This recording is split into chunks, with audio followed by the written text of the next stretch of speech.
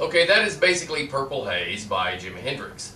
Of course, a few variations come into play whenever you play something, quite often, but you try to play it as near you can to the original, or most of the time.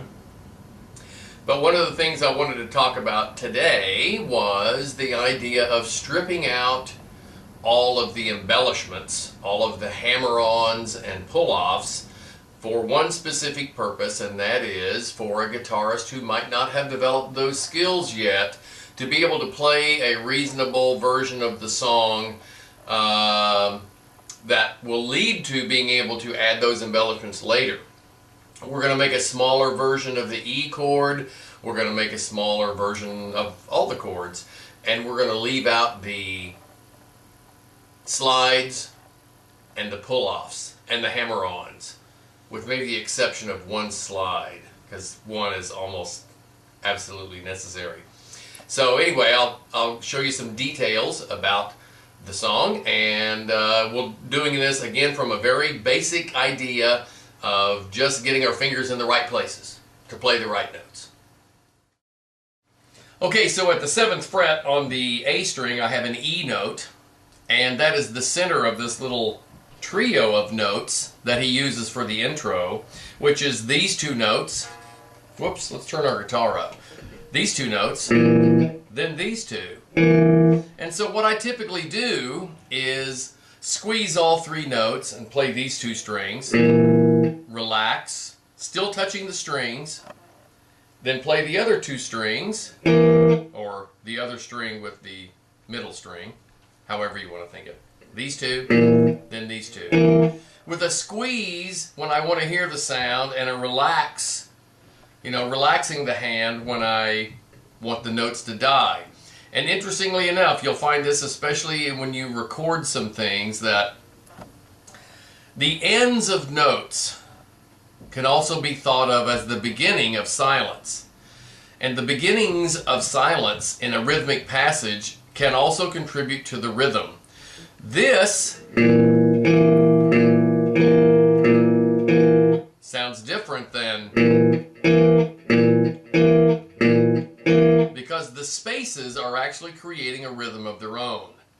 So that's just something to keep in mind. And again, I'm playing two notes, relaxing, letting the notes die, playing the other two notes, and doing the same thing. Okay, so then after this, we do that, and then we're going to take our third finger, which is already on the D string, and we're just going to slide up to 9 and go 9, 7, 8, 7. It's a B, D, G, A. Now, of course, Jimi is kind of going little subtle bend there and sliding into the first note. Little vibrato there. Then when he gets here, he's going a pull off. If you're having trouble with the pull-off, just pick both notes till you get more comfortable with this. Don't let the pull-off keep you from playing the song, you know what I mean? So, these two notes, then open E, and then Jimi is going to go. But if is more comfortable for you, start there. You don't have to do everything, you know, learning things in stages, you know, adding more difficulty as you go. There's certainly nothing wrong with that. I think it's a very smart approach. So we have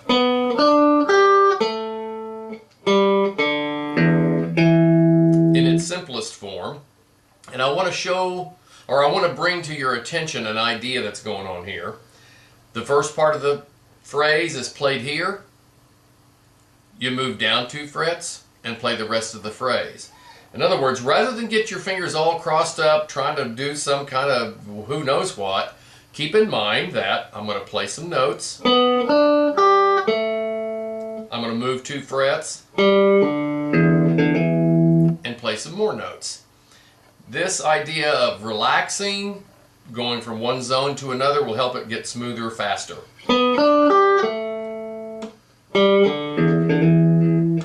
Okay, so now we start on the next section, and it's important to note that the first note of the next section is the last note we just played, and that note is on beat 4.5. It's like a pickup to the next phrase.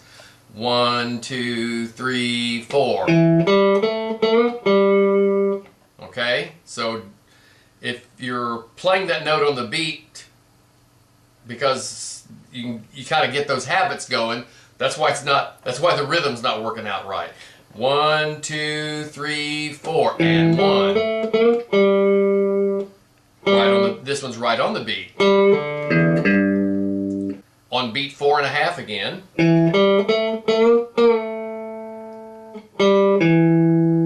Here's the one slide that's almost essential. After you play the E note on the A string, you immediately drop to the next string and slide. And then play 7, 7, or D, D, E. Okay, so starting at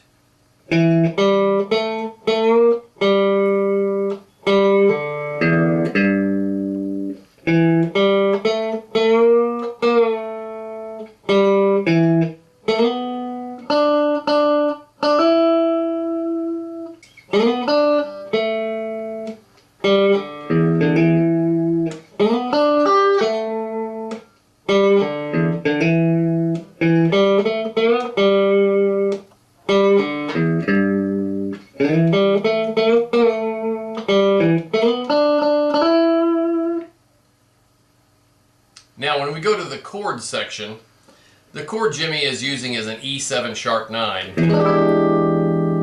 And because he used it as the principal chord in rock songs, probably among the first people to do that, it's been affectionately renamed the Jimi Hendrix chord, but it is E7 sharp 9. Now, it took me about a week when I learned this chord to get to where I could get all 4 of these fingers on here.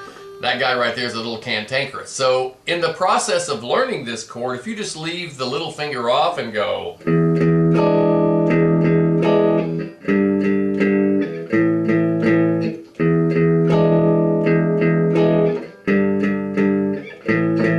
you can get E7, G power chord, A power chord.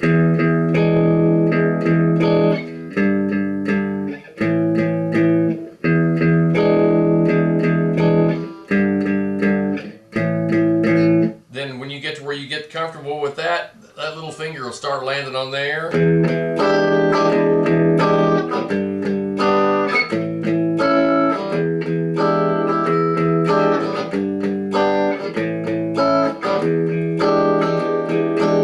And this stop is on 1, 2, 3, 4, 1, 2.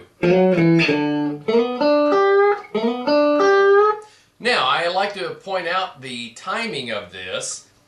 The 1, 2, 3, 4, 1, 2.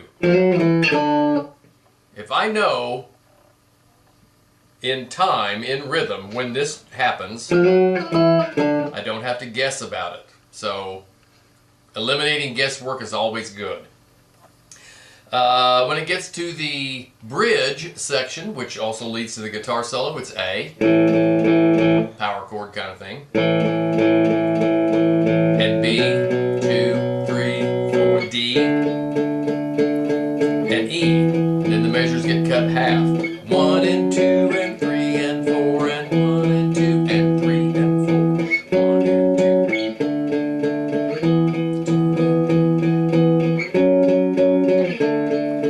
1, 2, 3, 4, 1, 2, back to the top.